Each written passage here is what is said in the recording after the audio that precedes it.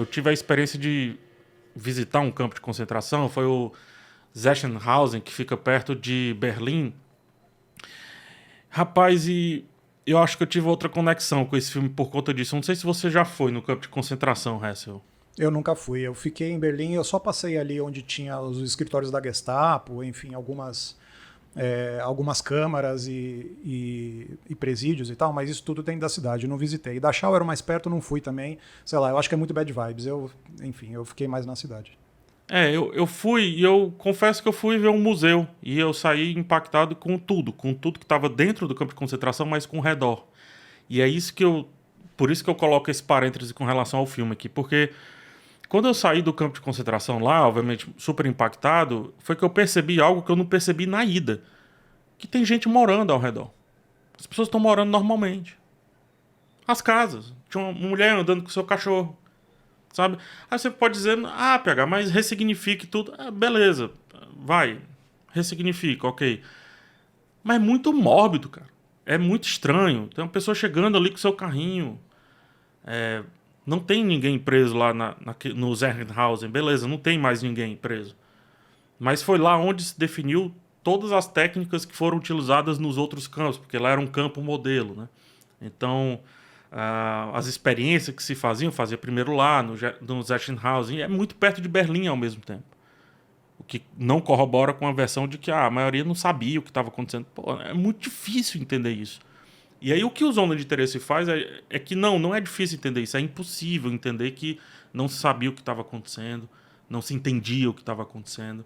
Então ele, além de tudo que ele faz, é uma belíssima denúncia, eu acho que muito bem embasado, um sentimento que eu tive na vida real antes de saber que esse filme iria existir, por exemplo.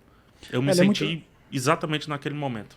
Ele é muito bem embasado, inclusive Jonathan Glazer, ele visitou a casa, hoje é uma casa privada, né? Tipo, sim. Tem gente que mora lá onde era a casa do Rudolf Höss, que era o líder ali, né? O gerentão de Auschwitz.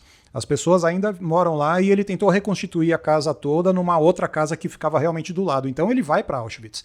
Tipo, ele filma lá e ele reconstrói a casa do Rudolf Höss do lado do campo de concentração. Então tem todo um esforço de ser fidedigno e ao mesmo tempo ele está recriando coisas que são eticamente muito problemáticas. Então eu acho que o filme, ao contrário de muitos filmes que a gente vê acompanhando o Holocausto, desde, sei lá, faz décadas, né?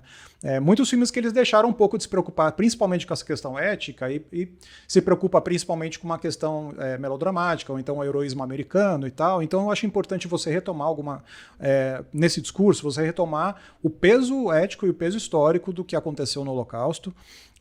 E em relação a isso, eu acho que o filme não tem tanta novidade assim, porque a ideia da banalidade do mal, em que se percebe que os homens comuns eles podem cometer as maiores atrocidades, isso já tem aí mais de 50 anos, né? Tipo, Hannah Arendt, ela, uma das maiores pensadoras do século e tal, ela estava acompanhando como jornalista os julgamentos dos nazistas e ela percebeu que um dos líderes desse pensamento do Holocausto e tal, era só um cara que queria crescer na carreira, subir na carreira, enfim. Então tem toda essa questão dos homens comuns e dos burocratas e dos tecnocratas e tal, cometer essas atrocidades. Então isso está no filme, mas não é nada novo. Inclusive, muita gente problematiza esse ponto de vista, dizendo que você tratar a banalidade do mal por esse ponto de vista, você está também banalizando o mal.